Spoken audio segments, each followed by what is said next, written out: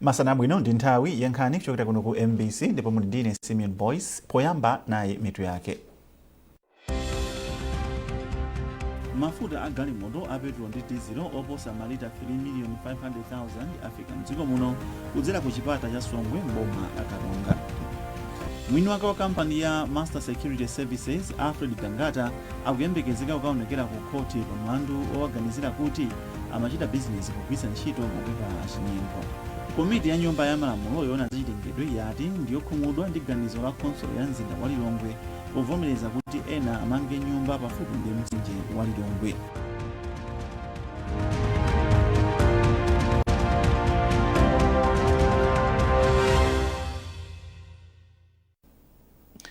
Mafuta a galimoto a petrol ndi diesel oposa malita 3 million afika mdziko muno. Mafuta awa ndi gawo loyamba lobweretsa mafuta okwana malita 51 million omwe boma linagula mdziko la United Arab Emirates. Galimoto zakulu zonyamula mafuta awa zikufika mdziko muno kuchokera ku doko la Tanga mdziko la Tanzania kudzera pa chipata cha Songwe ku Karonga.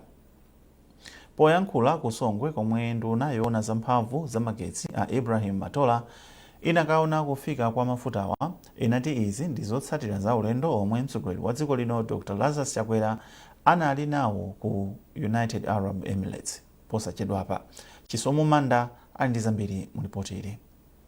Nkhani imene amalawi ambiri akhala akuyembekezera. Mafuta okwana 51 million liters ayamba kulowa mdziko muno. Nduna yoona za magetsi a Ibrahim Matola pamodzi ndi atolankhani anafika pa chipata cha Songwe kuti akadzionere okha kufika kwa mafuta awo. Pamene timafikapo ndi kuti mathankala okwana 90 onyamula mafuta iliyonse 35,000 liters akulowa mdziko muno. Kufika kwa ndunayo pa chipata cha Songwe kunalinso kufuna kukazionera okha kuti pasakhale zotsamwitsa pamene mafuta ochuluka akhala akulowa mdziko muno.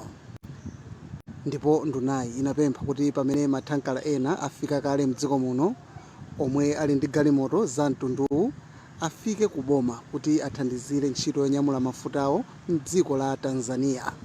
Pafundoyi iwo adati pakufunika galimoto zonyamula mafuta zoposa 1,500. Pakali pano mu tsiku la lero mathankala onyamula mafuta okwana 101 ndomwe akuyembekezeka kulowa mdziko muno. Chisomo Manda, MBC News, Songwe, Karonga. Kazembe wa dziko la Morocco kuno ku Malawi Abdelkader Naji wayamikira bungwe la Corps Africa pothandizira kuwapatsa achinyamata maluso komanso kuwaphunzitsa utsogoleri kuti athe kutukula madera awo. Iwo amayankhula izi ku Lilongwe pomwe dziko la Morocco limakumbukira tsiku lomwe dzikolo lidapereka ndondomeko za mmene likhalire lodzilamulira kwa lokha kuchoka ku dziko la France. Zambiri mu ripoti ili la Sheila Kasambiza. Bungwe la Corps Africa lomwe lidayambitsa ndi boma la Morocco cholinga chake ndi kuthandiza achinyamata ndi maluso komanso utsogoleri. Bungwe lakhala likuthandiza madera osiyanasiyana popereka chitukuko. Mawu ake kazembe wa dziko la Morocco kuno ku Malawi Abdelkader Naji ati achinyamata ali ndi kuthekera kotukula dziko lino kudzera mu ntchito ngati za Corps Africa zomwe zathandizira kubweretsa chitukuko zosiyanasiyana monga mijigo, zipatala mwa zina. Ben Wandawanda omwe ali mlangizi wa president mdziko lino ati ubale wa Malawi ndi Morocco kuoneka poyera pomwe bungwe la Corps Africa likuchita ntchito zake kuno ku Malawi zomwe ati zathandizira kubweretsa chitukuko m'madera ovutika kufikira komanso kuwapatsa anthu zomwe iwo eni akuzifuna. Iwo ati izi zikulimbikitsa anthu kutengapo mbali komanso kukhala ndi umwini pa ntchitozo. Bungwe ngati la Corps Africa ndiko kuti kumathandiza kupanga ntchito za chitukuko m'midzi ndi madera okuti mwina ndakutali kuchokera mtawuni. Komano momwe amagwirira ntchitoyi ndimo kuti amagwira ntchito ndi atsogoleri a m'midzimo poona chofunika. For example, mwina mjigo waonongeka, amagwira limodzi ndi anthu umenemo kupeza chithandizo mwina kwa anthu ena okomera mtima kuti mwina akuthekera angothandiza mwina ndalama zogula mwina ma spare parts mwina akonza mjigoji. Mwina amathanso kukonza maklasi, mwina mawindo asweka olo mwina denga likuchucha, kukonza zimenezo muzipatala, mwina kukonza pansi mawindo za choncho. So kufunikira kwake ndiko kuti ndi bungwe lokuthandiza kukonza zinthu zomwe anthu m'madera amidzi amatenga mbali pokonza zinthuzo chifukwa zoti akudziwa kuti zinthuzo ndizothandiza iwo omwe. Chiyambireni ntchito za bungwe la Core Africa lathandiza madera osiyanasiyana m'mayiko a mu Africa ndi ntchito monga kumanga mijigo, zipatala, sukulu komanso milatho. Sheila Kasambiza, MBC Lilongwe. Mwini wake wa kampani ya Master Security Services Alfred Kangata akuyembekezeka kukaonekera ku bwalo la milandu poganiziridwa kuti amachita bizinesi pogwiritsa ntchito mapepala achinyengo. Izi ndi malingana ndi chikalata chomwe wasainira mkulu wa bungwe la MRA Wilma Chalolo. Kangata akuwazenga mlandu ogwiritsa ntchito certificate ya malonda ya chinyengo. Bungwe lobwereketsa ndalama la NIF lalonjeza kuti liwonetsetsa kuti masomphenya ake ofuna kutukula achinyamata omwe akufuna kuchita ulimi ngati bizinesi akukwaniritsidwa. Mkulu wa bungweli Humphrey Mjeseni ali na izi mboma Lilongwe pamene amagawa fetereza wangongole. Iwo ati ndi okondwa kuona kuti achinyamata ambiri atenga nawo ngongolezi. Zambiri mu ripoteri. Pogawa fetereza ku Lilongwe, Amjetseni anatsindika kuti bungwe la NIF lili ndi ndondomeko ndiponso likukonza ndondomeko zina zomwe zili zokomera achinyamata omwe akufuna kuchita ulimi. Iwo ati izi ndi ndondomeko ngati zobwereketsa ndalama ndiponso maphunziro azachuma zomwe zithandizire achinyamata kuti achite bwino moyo mwawo. Mfundo za NIF zoyendetsera NIF zimanena kuti opindula kungongoleza NIF 75% azikhala azimayi ndi achinyamata, ndiye kuti 25% ndi azibambo. Ndiye moti awa ni masomphenya athu amene tili nawo. Ndichokondwetsa kwambiri chonena kuti president akhala akunena kuti mavuto azachuma a dziko lino akufunika kuti amalawi eni ake ndi amene atenge gawo lalikulu powathetsa. Ndiye mukhoza kuona kuti azimayi ndi achinyamata ndiye gawo lalikulu la dziko lino. Motero kuti ababa tikanyamata ndi azimayi akamabwera mwaunyichi chonchi kudzatenga fetereza ku NIF, ifeyo tuona kuti masomphenya a NIF komanso masomphenya aboma akukwaniritsidwa. Chifukwa simungakambe zothetsa umphawi mdziko muno osayikapo anyamata ndi azimayi, chifukwa amenewo ndi amene amamva kwambiri ululu wa umphawi. Mmodzi mwa achinyamata omwe alandira nawo fetereza wangongoleyu Adiniwe Grace Gopani omwe ali ndi munda wa mayekala 25 mudzi mwa Mwatibu ku Lilongwe ati ngongole ya feterezayi iwatukula kufikira pomwe iwo ngati wachinyamata akufuna. Achinyamata ambiri tikachoka ku sukulu tiyendisa mangokhala kupinda manja ayi kudikira ntchito. Ndakhalamo mu ntchito koma sikuti munthu ungakwaniritse zofuna zako zonse ndi ntchito yokha. Komano ukapita ku ulimi masiku ano ndi business. Ngati boma lathu limatilimbikitsira ku Vision 2063 ija kunena kuti tikhalebe otenga ulimi ngati business. Ndiye apapa ndaona kuti anifi wanditukula ndikafikira chilinganizo chimenecho chotenga ulimi ngati chani ngati business. Moti achinyamata olo ma graduates ambiri samakuzenganira pasi pepa lija ndi pepa la chabe koma kumunda munthu mapeza kuphindu ndithu ntchito imatakuta koma kumunda kuchoma khawiri wazibezera maziko a moyo wako. Abungwe la NIF akuti ali ndi ndondomeko zambiri zomwe cholinga chake ndi kutukula achinyamata pa ulimi. Ndipo ndondomeko yogawa zipangizo za ulimi za ngongole yomwe ikuchitikayi ikuthandiza masomphenyawa. Yamikani Makanga, MBC Lilongwe. Komiti ya nyumba ya malamulo yoona zachilengedwe yati ndiyokhumudwa ndi ganizo la konsolo ya mzinda wa Lilongwe povomereza kuti anthu ena amange nyumba pafupi ndi mtsinje wa Lilongwe. Mchaka cha 2016 konsolo ya mzindawu akuti idavomereza anthu ena kumanga maofesi komanso malo ogona pamalo amphepete mwa mtsinje wa mzindawu. Wapampando wa komiti ya nyumba yoona za chilengedwe Welani Chilenga wapempha onse okhudzidwa kuti ayimitse ntchitoyi. Achilenga akufotokoza. Ifeyo tili wokhumudwa kwambiri ndi a Ministry of Lands. Alanzi amangogawa mapuloti pena paliponse. Pakali pano tikunena pano, puloti imene timakaona apasa munthu puloti mmwenye kuti amange nyumba munsinje osati mbali mwa nsinje yayi koma amange munsinje ndiye ife zimenezo sitikugwirizana nazo ndipo sitizalola chifukwa malamulo saku ife ntchito yathu ndiyo panga malamulo tikapanga malamulo ajagwire ntchito mene ayenera kugwirira ntchito ife si ochita implement malamulo aya koma amene akupanga implement malamulo ngati akupanga implement molakwika ife sitingasekerere zimenezozo ampasa munthu ploti kuti amange nyumba akumpasa buffer zone ya 15 meters away from the river 15 meters iyo sakunenaso kuti msinje banki river bank ya msinje yathera apa sakunenaso zimenezo angoti manga 15 ndiye munthu uja wamanga mpaka mmazi ndiye ife tawuza kuti zimenezi ayi malamulo sakulola kayapita ku court yapita kuti ife malamulo sakulola kuti munthu azimanga nyumba munsinje wa Lilongwe kandi mwenye kandi Malawi kandi mchinese kandi ndani zimenezo malamulo tusalola palibe amene ali pamwamba palamulo mziko muno kaya ine ndalama za mtundu wanji asate malamulo aziko lino. Patakali pano mkulu ona za mapulani ku konsolo ya mzinda wa Lilongwe ahera ale kamera ati adikira kafukufuku ochokera ku bungwe la Malawi Environmental Protection Authority MEPA kuti aone tsogolo la nkhani. Mukuonera nkhanizi kuchokera kuno ku MBC ndipo masanano amene ndikupatsirani nkhanizi ndine Simeon Boys tiyeni tunenso mitu yake. Mafuta a galimoto a petrol ndi diesel oposa malita 3,500,000 afika mdziko muno kudzera ku chipata cha Songwe mboma la Karonga. Mwini wake wa kampani ya Master Security Services Alfred Kangata akuyembekezeka kukaonekera ku koti pa mlandu owaganizira kuti amachita business kugwiritsa ntchito mapepala achinyengo. Komiti ya nyumba ya malamulo yoona zachilengedwe yati ndiyokhumudwa ndi ganizo la konsolo ya mzinda wa Lilongwe povomereza kuti ena amange nyumba pafupi ndi mtsinje wa Lilongwe.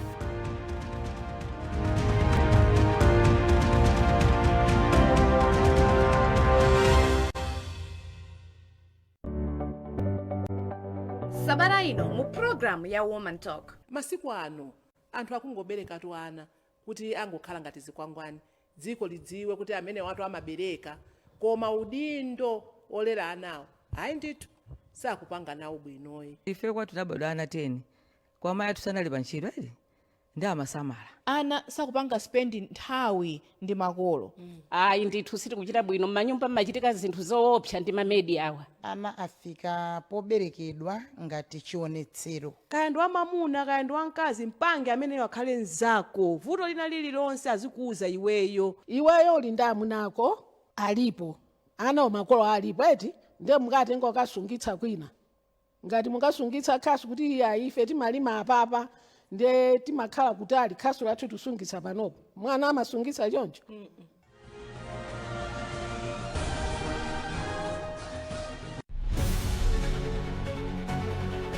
Onerani programu ya koti lathu pano pa MBC TV. Kusainirana kwa mgwirizano umene pakati pa ife a koti ndi Malawi Broadcasting Corporation kutithandiza kwambiri kuti tiafikire anthu. MBC ntchito yathu ndi timati kusangalatsa kudziwitsa anthu ndi kuphunzitsa ndiyo ntchito yathu yayikulu ya MBC. Lachitatu 5:30 madzulo ndipo kubwerezedwa lachinayi 9 koloko usiku. Programu ya koti lathu akukonza ndi a MBC mogwirizana ndi nthambi ya mabwalo a milandu mdziko lino Malawi Judiciary.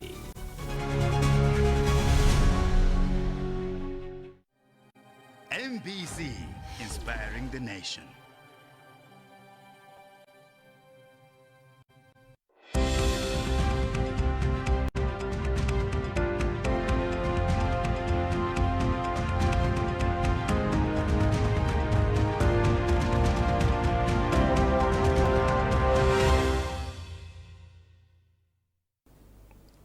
Bungwe loyang'anira zosamalira chilengedwe la Youth for Progressive Environmental Solutions lati ochita malonda otentha ndi kugulitsa makala akuyenera kupeza njira zina zopezera ndalama ponena kuti kutentha makala kukuononga chilengedwe mdziko muno.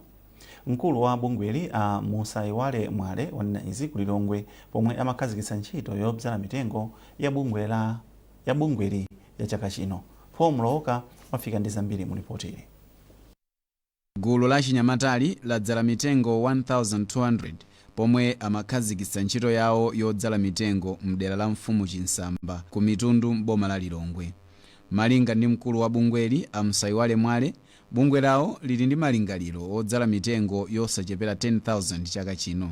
Poyankhula pamwambowu Amwale ati sizoona kuti anthu azibisalira kuseri kwa umphawi kuti aziononga chilengedwe, koma ati anthu akuyenera kupeza njira zina zopezera ndalama. Pali njira zambiri zopezera ndalama, apo kumapika mandasi, ena kumapanga kuma business opanga makala opomerezeka ochokera kuzinyalala amene sakufuna ndalama zambiri kuti uyambe. Komanso kuphatikiza apo kuli ulimi masiku ano, ulimi ndi business, ulimi sikufunika ndalama zambiri. Kuphatikiza apo apo tikupempha ngati boma ndi mabungwe ena atithandizira anthu kuti kusowera kapito sanambe kuti tikhozokwanisa matoto kumano ngati kuti tikuke kwambiri kufunika kapito yoti boma ndi mabungwe ena atithandizire. Mawu ake Nyakwawa Chinsamba yati vuto la kusowa kwa nkhuni lakula kwambiri mderali kamba ka kutha kwa mitengo. Nyakwawayi yati kudzala mitengoyi nkofunika kwambiri atipoti kuthandiza kuchepesa mavutowa. Nyakwawayi yatinso ionesesa kuti mitengoyi ikusamalidwa kuti isaonongeke. Mitengo imeneyi isamalira ndithu tikamala tizilondera kuti pasagwere mbuzi kapenanso kuti ena aliwonse orawo nonge asaononge. Mudziwu unapereka mphamvu kwa amayi mderali kuti adzisogolera ntchito zodzala mitengo motsogozedwa ndi Nyakwawa yayikazi Ambumba Nkudyesa, zomwe malinga ndi bungwe la Wipes zinakopa kuti adzigwirisa ntchito mudziwu ngati mudzi wa chisanzo. Paul Mlowoka, MBC, Lilongwe. Kampani ya Sanweka Tech Companion yati ipitiriza kukhala mu mgwirizano ndi bungwe lowulutsa mawu la Malawi Broadcasting Corporation MBC pothandizira mpikisano wa sangalatsi wa Entertainers of the Year EOY pofuna kutukula achinyamata kudzera mu ntchito za luso. Mkulu wa kampani Rashid Kazito ndiyemwe wanena izi mu mzinda wa Blantyre atapereka mphoto za matelevision awiri a plasma kwa opambana awiri a mpikisano wa EOY wa mchaka cha 2024. Oimba nyimbo za uzimu Miracle Chinga komanso katswiri wa mpira wa miyendo Isaac Liati ndi omwe alandira mphotozi. Feo takhatili pa ubale wa utali ndithu ndi MBC moti tinanyadira kuti tinali nawo gawo limodzi la Entertainers of the Year 2024. Ya muziwa entertainment imagunda madera onse, ifeyo timapanga weki ndi achinyamata kuwaphunzitsa maluso, ndi inali ngati njira imodzi ngati kampani yopanga promote art kuti anthu aluso atha kumakhala ndi motivation kuti tikalimbikira tikachita bwino kuli ena ake tsiku lina akatha kudzatithokoza kuti amugwira ntchito yabwino. Inu yokhalanso kampani ya chinyamata nzofunikira bwanji kuti muzitha kugwirana manja ndi makampani komanso mabungwe osiyanasiyana kuthandiza kulimbikitsa chinyamata kuti nawonso azitha kukhala otakataka? Ya ndizofunika kwambiri chifukwa chakuti pamene gawo linali kutukuka pamakhalanso kutsegulidwa kwa ma opportunities ambirimbiri ngati feo anyamata athu akaphunzira maluso kayazo jambula amakagwiranso ntchitonso limodzi ndi anthu aluso ngati amene wawo. Mkulu wa asilikali a Malawi Defence Force Paul Valentino Phiri walangiza asilikali mdziko muno kuti azichita masewero pa nthawi yomwe akungokhala kuti azikhala ndi moyo wa thanzi. Aphiri anena izi ku Mzuzu pa mapeto a mpikisano wothamanga mtunda wa makilomita 10 wa asilikali onse a mdziko muno omwe unachitikira bwalo la zamasewero la Mzuzu Golf Club. Ludovico Nyirenda wadzandiza mbiri.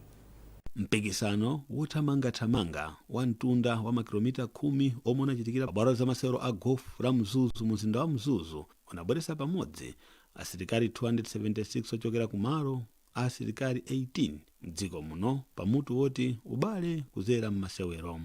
Poyankhula mapeto pa mpikisano, mkulu wa asilikali a MDF Paul Valentino Phiri anati ndizofunikira kwambiri kuti asilikali adzikhala athanzi akamagwira ntchito zawo. Aphiri analangiza asilikali mdziko muno kuti adzikhala ndi nthawi yayikulu yochita masewero olimbitsa thupi popewa kunenepa zomwe zitha kusokoneza kagwiridwe kawo ka ntchito tsiku ndi tsiku. Iwo analimbikitsanso asilikaliwa kuti azikonzekera mokwana ku mipikisano yakutsogolo kuti azachite bwino. Iya sindofuna msilikali mimba mpaka nogunda pasi sizitithandiza nanga amene olokukabwera nkhondo adzatithandiza akathamanga basi twakangokhwekhwerezeka maliwo ngongogwira. So pa mpikisanowu asimenye simwaka wa Kamuzu Barracks kumbali ya akazi ndiye anachita bwino pomaliza mtundawu pa nthawi ya 38 minutes 49 seconds kusiyana ndi chaka cha 2023 pomwe anamaliza mtundawu pa nthawi ya 39 minutes 1 second. Kamba kambiri mkulu wa MDF Aphiri anayamikira simwaka ndipo anawakumbutsa asilikali ena kusintha kuthamanga kwawo mtsogolo muno pokwaniritsa zolinga za mpikisanowu. Mkulu wa bungwe loona za masewero mdziko muno la Malawi National Council of Sport Henry Kamata anayamikira MDF pokonza mpikisanowu omwe anati ukuthandiza kutukula masewero mdziko muno. Ngati Malawi National Council of Sports timayamika chifukwa cha ntchito imene akuchita. Mawu ake asimenye simwaka anati mpikisanowu umuthandiza kukonzekera bwino pa mipikisano ina ya chaka chino. Simwaka analandira ndalama zokwana 1 million kwacha, menduro, chipewa ndi t-shirt pokhala katswiri kumbali ya akazi, ndipo analandiranso 400,000 kwacha pochita bwino kwambiri chaka chino kusiyana ndi chaka cha 2023 pothamanga pa mtunda omwewu pa nthawi yocheperako. Pomwe Faustina Mbemba wa Moyale Barracks analandira ndalama zokwana 500,000 kwacha pokhala wachiwiri, ndipo Mere Kamwendo wa Kamuzu Barracks anali wachitatu ndipo anapita ndi ndalama zokwana 300,000 kwacha. Mbali ya amuna Kefas Chitsara wa Kobe Barracks analandira ndalama zokwana 1 million kwacha ndi menduro, chipewa ndi t-shirt pokhala katswiri, ndipo Chance Master wa Kamuzu Barracks analandira ndalama zokwana 500,000 kwacha pokhala wachiwiri, pomwe Brave Mwamphande wa Chilumba Barracks anali wachitatu ndipo anapita ndi ndalama zokwana 300,000 kwacha. Akobe Barracks ndomwe anachita bwino kwambiri kumbali ya akazi kuposa mayuniti onse ndipo analandira ndalama zokwana 4 million kwacha. Amoyale Barracks analandira ndalama zokwana 2.5 million kwacha pokhala achiwiri, pomwe Kamuzu Barracks anabwerera ku nyumba ndi ndalama zokwana 1.5 million kwacha pokhala achitatu. Kumbali ya amuna Kamuzu Barracks ndi omwe anapambana anzawo onse ndipo anapatsidwa ndalama zokwana 4 million kwacha, pomwe Moyale Barracks inalandira 2.5 million kwacha pokhala yachiwiri, ndipo Parachute Battalion analandira ndalama zokwana 1.5 million kwacha pokhala achitatu. Pakadali pano mkulu wa MDF Apo Valentino Phiri ayamikira a National Bank of Malawi, Mazi, Msilikali Sako ndi Mzuzu Golf Club ndi ena pa thandizo lomwe apereka pa mpikisanowu kuti uchitike. Rudoviko Nyirenda, MBC Muzuzu. Osewera ampira wa miyendo akale mdziko muno tsopano anzitha kulandira thandizo la chipatala lapamwamba mosavuta potsatira mgwirizano omwe bungwe loyang'anira osewerawa lachita ndi kampani ya MedHealth. Mgwirizanowu awosayinira mu mzinda wa Lilongwe pomwe mbali ziwirizi zatsindika kutukula miyoyo ya akatswiri akalewa. Zambiri mu ripoti la Foster Mauridi. Bungwe la osewera akalewa linalimbikitsa ntchitoyi pomwe lidakonza masewero apakati pa osewera akale a timu ya dziko lino ndi Zambia, ndipo kampani ya MedHealth ndiyo yalowa mu mgwirizano ndi bungweli pomwe idzipereka thandizo lonse la chipatala. Wapampando wa bungwe la osewera akalewa Jim Kaluwa wati mgwirizanowu ndi wopindula kwambiri ndipo wapempha makampani ndi anthu ena akufuna kwabwino kuthandiza magawo osiyanasiyana. Ndi zokhuza kwambiri imene ndimakambira nthawi zambiri imene akuti no pa nthawi inayi pa kalero panali pena pake pamene zinthu sizinayende bwino, zimenezo zinapita. Nzetu kuyenera kuti no tipitirize maprogramu amenewa tipangena support koma kwathu kopempha kwambiri kupempha anthu amene akuthekera makamaka companies boma ndiye na because tikufuna kuti chinthu chikhale chokhazikika chifukwa amene tatere musidamalize management onse. Mkulu wa zamalonda ku kampani ya MedHealth Maya Kafwamba wati aonetsetsa kuti osewerawa asamakhale ndi nkhawa pa nkhani za thandizo la chipatala komanso pomwe agwedwa zovuta. Choyamba tawapasa danga lakuti atha kupita ku zipatala zikuluzikulu mdziko muno komanso akapita ku chipatalako asakhale ndi stress kapena kudankha kuti alipire ndalama ina because scheme imene tapasa ndiyoti yupanga kava ikuwapasa 100% pa mabilo amene atalituluke kuchipatalako. Kuphatikiza apo tapasaso chipepeso akatisiya ndikuti ndalama imene ndi 850,000. mgwirizanowu wasangalatsa kwambiri unduna wa zammasewero omwe wati ndi wodzipereka pa ntchito yokweza umoyo wa osewera akalewa. mkulu oona chitukuko cha masewero mu undunawu a Jameson Ndalama wati mabungwe ena atengerepo phunziro pa ntchitoyi. cholinga cha boma kuti onse osewera ngakhale oyendetsa za masewero akhale otetezeka kumbali ya umoyo ngakathupi lawo. komanso tikugwirizana nazo kuti nthawi imene kunalibe kava imeneyi mapuleya ambiri akale amavutika pakakhala kuchitika maliro matenda pamakhala vuto kutipeza kuti ndalama koma pakali pano vuto limene latha. choncho boma liyesesa kuti lithandize choyamba kukhazikitsa polisi yoti mabungwe onse amene amayendetsa za masewero akhale ndi mabenico cover amapuleya kapena maofficial amene amayang'anira masewero. bungwe la osewera akalewa lili ndi mamembala oposa 250 ndipo lakhala lili pakalikiliki ofuna ndalama zoyendetsera ntchito zake mogwirizana ndi mabungwe osiyanasiyana kuphatikizapo bungwe la Football Association of Malawi FAM. Foster Maulidi, MBC Sport. Ndipo pomaliza nkhanizi nayinso mitu yake. mafuta a galimoto a petrol ndi diesel oposa malita 3,500,000 afika mdziko muno kudzera ku chipata cha Songwe mboma la Karonga. mwini wake wa kampani ya Master Security Services Alfred Kangata akuyembekezeka kukaonekera ku khoti pa mlandu owaganizira kuti amachita bizinesi kugwiritsa ntchito mapepala achinyengo. komiti ya nyumba ya malamulo yoona zachilengedwe yati ndiyokhumudwa ndi ganizo la khonsolo ya mzinda wa Lilongwe povomereza kuti ena amange nyumba pafupi ndi mtsinje wa Lilongwe.